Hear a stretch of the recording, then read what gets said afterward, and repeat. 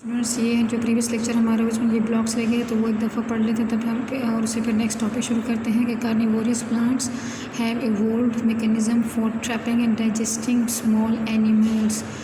The products of this digestion is used for supplement the plant supply of nitrogen. Carnivorous plants में कौन से होते हैं जो कि एनिमल्स का शिकार करते हैं, लेकिन इसको वो डाइजेस्ट उसके लिए क्या करते हैं कि उससे जो नाइट्रोजन है उसको पिक कर लेते हैं, जो प्लांट बॉडी के लिए रिक्वायरमेंट है तो वो उसे यूज़ कर लेते हैं. The distinction between the organic and inorganic fertilizer is not always clear cut. Urea, for example, is an organic compound, but chemically synthesized urea is generally grouped with inorganic fertilizer. लेकिन जो chemically synthesized urea होगा वो क्या होता है कि उसको general किस में इनऑर्गेनिक फर्टिलाइज़र में होगा, मतलब जो नेचुरल होगा वो ऑर्गेनिक में और जो केमिकली सिंथेसाइज्ड यूरिया होगा वो इनऑर्गेनिक फर्टिलाइज़र में शुमार किया जाता है.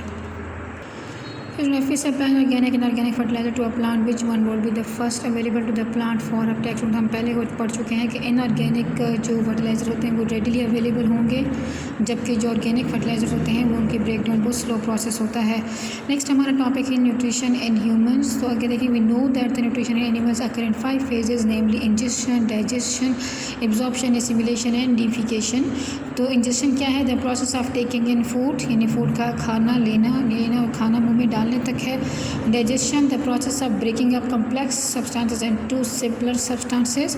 स्टूडेंट, ये आपके जो प्रोसेस है ये मुंह से ही शुरू होता है, यानी सलाइवा जैसे से मिक्सिंग हो रही होती है फूड की तो वहाँ से ब्रेकडाउन का अमल शुरू हो जाता है, जो ज़्यादातर फिर आगे जो फूड कैनाल से आगे स्टमक में ब्रेकडाउन होता है और अलावा अजीम उसके बाद स्मॉल इंटेस्टाइन तक थोड़ा बहुत चल रहा होता है.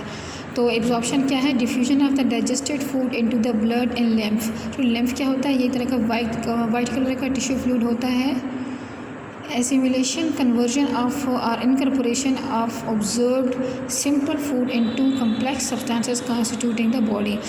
अब जो फूड के जितने भी एलिमेंट्स हैं या अमाइनो एसिड्स हैं जो मिल चुके हैं तो वो अमाइनो एसिड प्रोटीन की फॉर्मेशन के लिए इस्तेमाल होंगे. तो ये अमाइनो एसिड प्रोटीन फॉर्मेशन के लिए कहाँ जाएंगे? सेल्स में जाएंगे और वहाँ पे जो है ना जहाँ पे प्रोटीन सिंथेसाइजिंग मशीनरी काम कर रही है सेल की तो वहाँ पे पहुँचेंगे. Defecation, elimination of undigested food from the body, यानी जो फूड का डाइजेशन पार्ट नहीं होता जैसे फीसेस है, यूरिन है, तो वो बाहर निकल जाएंगे. तो ये सारे हम देखेंगे आगे. यहाँ से एक सिंपल प्रोसेस बताया हुआ है कि पहले फूड इंजेक्शन होती है, फिर डाइजेशन होती है, यहाँ से ही शुरू हो रही है एब्जॉर्प्शन, यानी ब्लड के अंदर एब्जॉर्ब होना, और फिर जहाँ पे उसको लगना है उस चीज़ की रिक्वायरमेंट है उसको वहाँ तक पहुँचाना, वहाँ पहुँच जाना, दूसरे प्रोडक्ट के साथ मिल जाना, तो वो एसिमिलेशन कहलाएगा. बाकी जो नहीं डाइजेस्ट हुआ तो वो क्या होगा? डेफिकेशन, यानी वो बॉडी से आउट हो जाता है. The nutritional requirement of the human and other animals are relatively extensive and complex as compared with the simple requirement of plants. Major component of food क्या है? Like other animals, nutrients used maybe by the human body include the carbohydrates, lipids, nucleic acids, protein, minerals, vitamins. Beside these nutrients, they also require water. Carbohydrates in food, सबसे पहले हम carbohydrate की requirement को देखेंगे वो कौन से food से मिल सकती है. तो carbohydrates the basic source of energy for all animals. Student, यहाँ पे आपने ध्यान रखना है कि बेसिक सोर्स ऑफ एनर्जी क्या है, तो वो कार्बोहाइड्रेट्स होते हैं. Animals get their carbohydrates from their environment compared with the plant with the synthesize carbohydrate during photosynthesis. Students, जो एनिमल्स हैं वो क्या करते हैं कि वो कार्बोहाइड्रेट्स को एनवायरनमेंट माहौल से हासिल करते हैं, चाहे वो प्लांट मटेरियल को खाते हैं या दूसरे एनिमल सोर्स को खाते हैं. लेकिन जो प्लांट होते हैं वो अपना कार्बोहाइड्रेट मेनली जो ग्लूकोज है वो खुद ही फोटोसिंथेसिस के प्रोसेस से खुद बनाते हैं.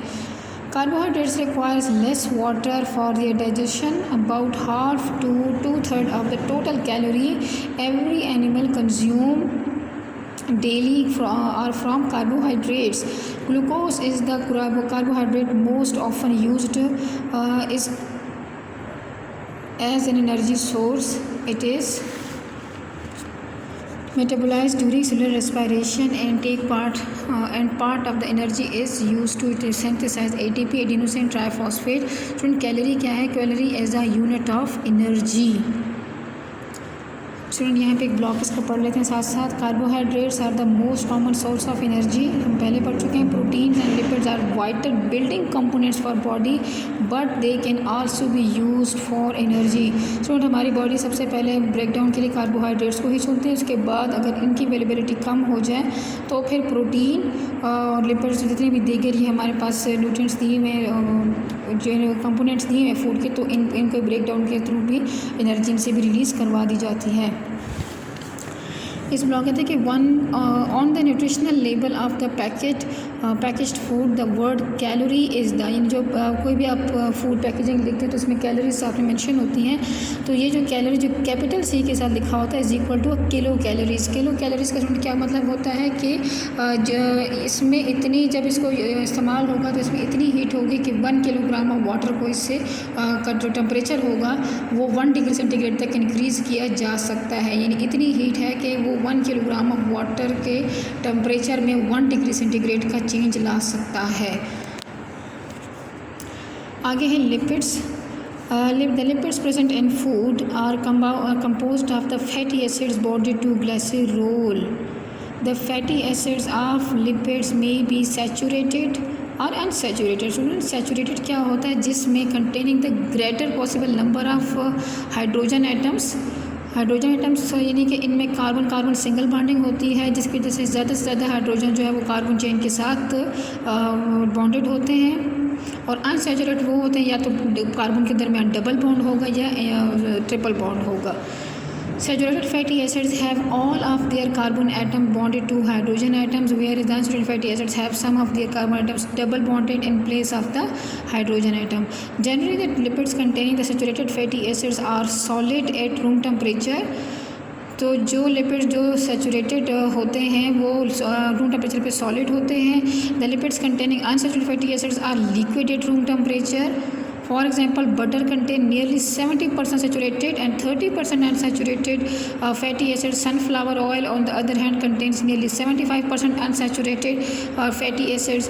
Lipids are used to form membranes, the sheath surrounding neurons, and certain hormones. अब साहब आप देखें कि ये लिपिड्स की रिक्वायरमेंट क्या है। सबसे पहले तो हम ये देख रहे हैं कि लिपिड्स क्या हैं। Are present in food are composed of fatty acid body to glycerol, यानी जो फैटी एसिड है वो ग्लिसरॉल के साथ ये केमिकल कंपाउंड्स के नाम है, तो ये दोनों बाउंडेड होते हैं। फिर क्या होता है कि ये सैचुरेटेड या अनसैचुरेटेड हो सकते हैं। सैचुरेटेड में क्या होगा कि उसमें जो हाइड्रोजन बॉन्डेड एटम्स होंगे और ज़्यादा उसमें हाइड्रोजन एटम होंगे, और जो अनसैचुरेटेड होते हैं उनके अंदर हाइड्रोजन के बॉन्ड्स हाइड्रोजन एटम्स निस्बतन कम होंगे जो अनसैचुरेटेड में हैं, तो ज़्यादा डबल या ट्रिपल बॉन्ड भी कार्बन का पाया जा सकता है। और जो सैचुरेटेड होते हैं फैटी एसिड्स, यानी जिसमें सैचुरेटेड फैटी एसिड की तादाद ज़्यादा होगी तो वो रूम टेम्परेचर पे सॉलिड होगा, जबकि अनसैचुरेटेड फैटी एसिड की तादाद अगर लिपिड्स में ज़्यादा है तो फिर वो रूम टेम्परेचर पे ऑयल की शक्ल में होता है। सुनो जैसे घी बटर है तो ये रूम टेम्परेचर पे सॉलिडिफाई हो जाते हैं जितने इनमें सैचुरेटेड, क्योंकि इसमें सैचुरेटेड फैटी एसिड्स की तादाद ज़्यादा है और अनसैचुरेटेड की कम है। और जब अगर वो रूम टेम्परेचर पे ऑयल की शक्ल में है तो इट्स मीन कि ये अनसैचुरेटेड फैटी एसिड्स में ज़्यादा है, सैचुरेटेड की मिकदार कम है। तो यहाँ पे हमने 3 बातें नोट की। चौथी बात जिसकी इंपॉर्टेंट ये कि लिपिड्स का काम क्या है।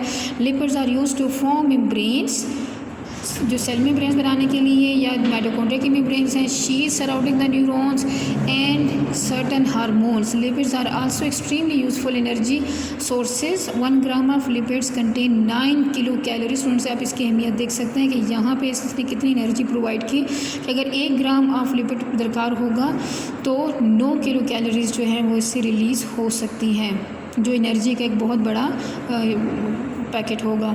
Important source of lipid include, कहाँ से हम ले सकते हैं, milk, butter, cheese, eggs, mutton, fish, mustard seeds, coconut and dry fruits etc।